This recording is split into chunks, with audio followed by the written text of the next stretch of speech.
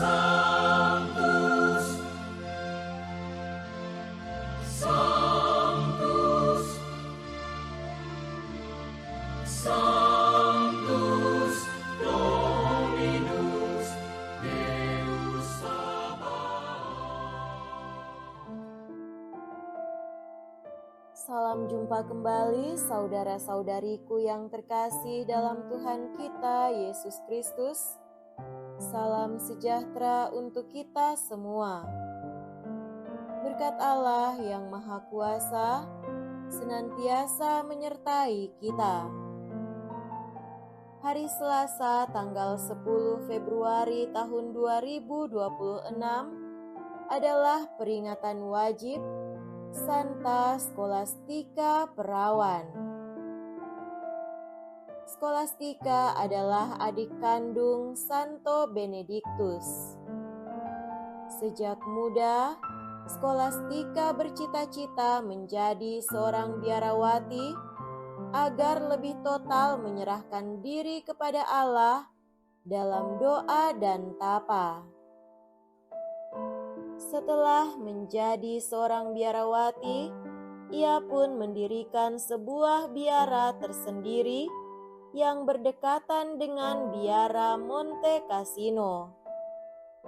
Banyak wanita lain mengikuti jejak Scholastica dan tinggal di biara itu. Scholastica dan kakaknya, Benedictus, saling mengunjungi dan meneguhkan. Scholastica mengunjungi Benedictus kakaknya untuk mendapatkan bimbingan rohani, baik demi kemajuan hidup rohaninya sendiri maupun kemajuan hidup rohani suster-susternya.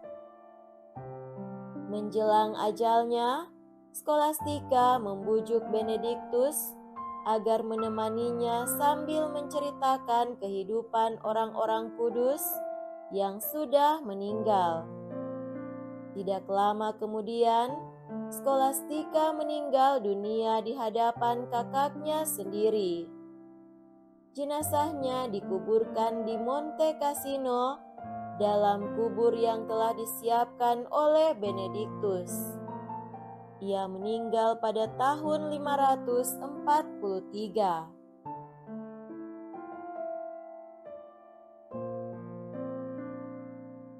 Marilah kita mendengarkan dan merenungkan bacaan-bacaan kitab suci. Dalam nama Bapa dan Putra dan Roh Kudus. Amin. Bacaan pertama dari kitab pertama Raja-Raja, bab 8, ayat 22 sampai 23, dilanjutkan dengan ayat 27 sampai 30. Pada hari pentahbisan rumah Allah, Raja Salomo berdiri di depan mesbah Tuhan di hadapan segenap jemaah Israel. Ia menadahkan tangannya ke langit lalu berkata, "Ya Tuhan Allah Israel, tidak ada Allah seperti Engkau di langit di atas dan di bumi di bawah. Engkau memelihara perjanjian dan kasih setia kepada hamba-hambamu yang dengan segenap hatinya hidup di hadapan-Mu. Benarkah Allah hendak diam di atas bumi, sedangkan langit, bahkan langit yang mengatasi segala langit pun tidak dapat memuat Engkau, apalagi rumah yang kudirikan ini. Karena itu, berpalinglah kepada doa dan permohonan hamba-Mu ini, ya Tuhan Allahku, dengarkanlah seruan dan doa yang hamba panjatkan di hadapan-Mu pada hari ini. Kiranya siang malam mata-Mu terbuka terhadap rumah ini, terhadap tempat yang tentangnya Kau katakan, namaku akan tinggal di sana.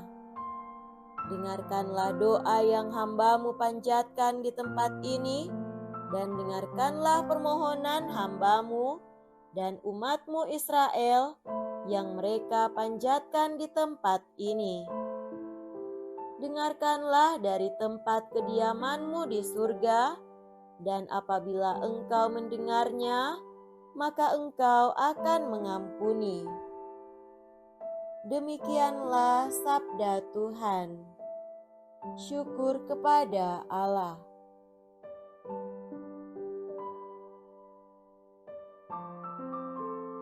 Semoga Tuhan beserta kita sekarang dan selama-lamanya. Inilah Injil suci menurut Santo Markus. Dimuliakanlah Tuhan. Injil Markus bab 7 ayat 1 sampai 13. Pada suatu hari, serombongan orang Farisi dan beberapa ahli Taurat dari Yerusalem datang menemui Yesus. Mereka melihat beberapa murid Yesus makan dengan tangan najis, yaitu dengan tangan yang tidak dibasuh.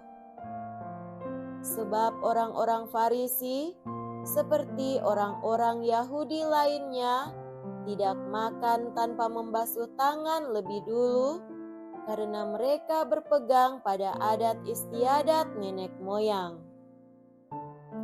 Dan kalau pulang dari pasar, mereka juga tidak makan kalau tidak lebih dahulu membersihkan dirinya.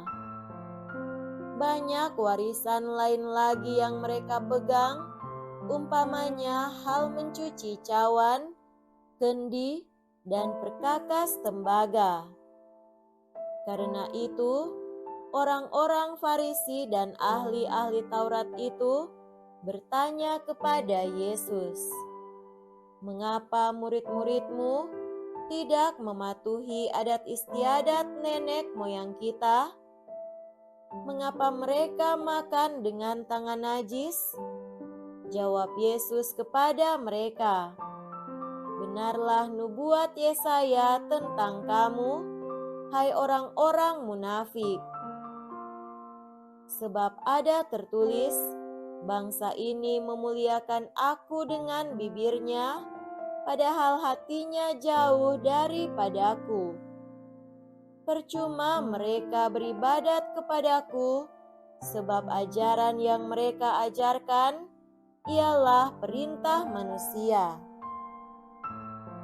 Perintah Allah kamu abaikan untuk berpegang pada adat istiadat manusia." Yesus berkata kepada mereka, "Sungguh pandai kamu mengesampingkan perintah Allah, supaya kamu dapat memelihara adat istiadatmu sendiri. Karena Musa telah berkata, hormatilah ayahmu dan ibumu. Dan siapa yang mengutuki ayahnya atau ibunya harus mati. Apa yang ada padaku yang dapat digunakan untuk pemeliharaanmu sudah digunakan untuk kurban, yaitu persembahan kepada Allah, maka kamu membiarkan dia untuk tidak lagi berbuat sesuatu pun bagi bapa atau ibunya. Dengan demikian, sabda Allah kamu nyatakan tidak berlaku demi adat istiadat yang kamu ikuti itu. Dan banyak hal lain seperti itu yang kamu lakukan." Demikianlah sabda Tuhan. Terpujilah Kristus.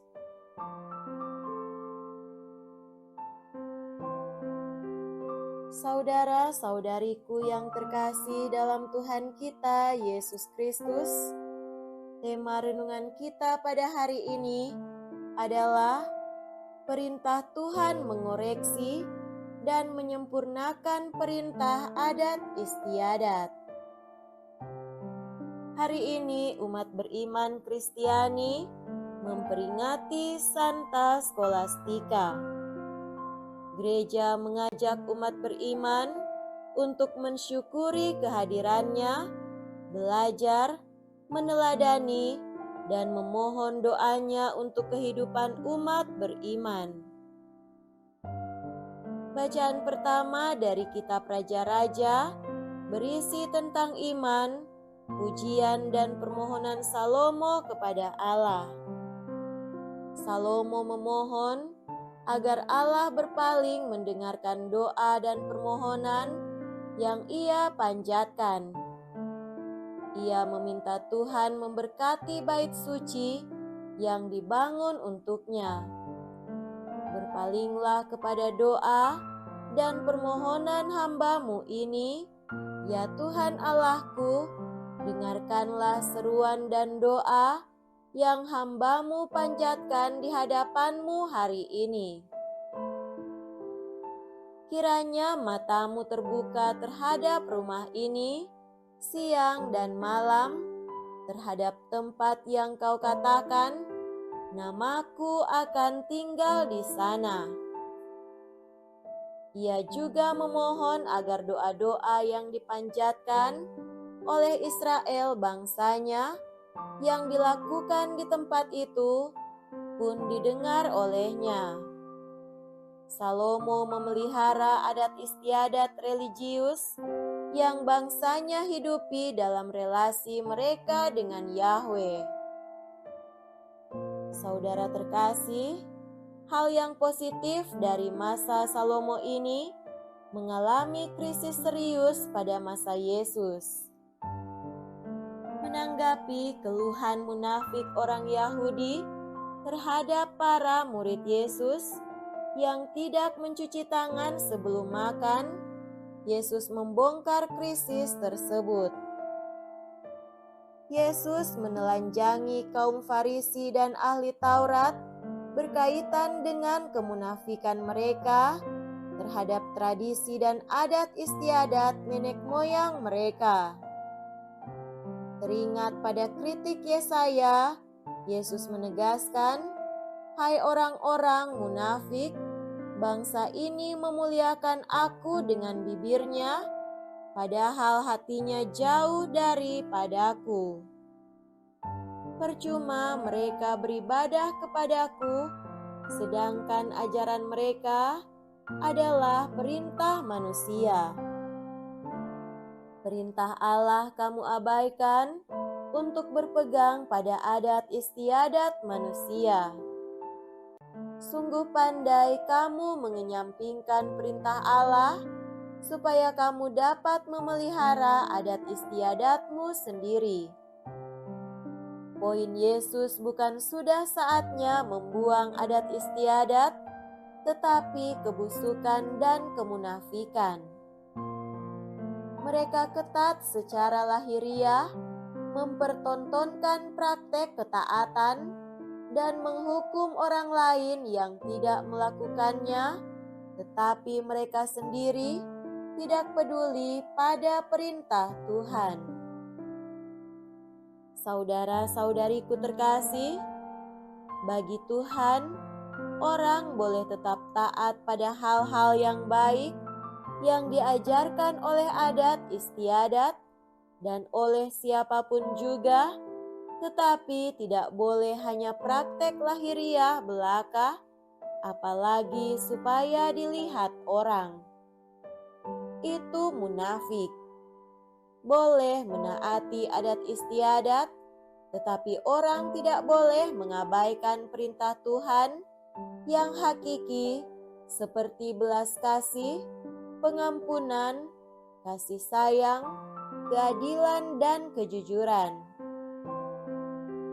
Kehendak dan perintah Tuhan justru mewarnai, meresapi, memperbaharui, dan menyempurnakan segala tradisi dan kebiasaan baik yang diterima dari keluarga, orang tua, adat istiadat, masyarakat, dan lingkungan sosial. Semoga demikian. Amin. Dalam nama Bapa dan Putra dan Roh Kudus. Amin.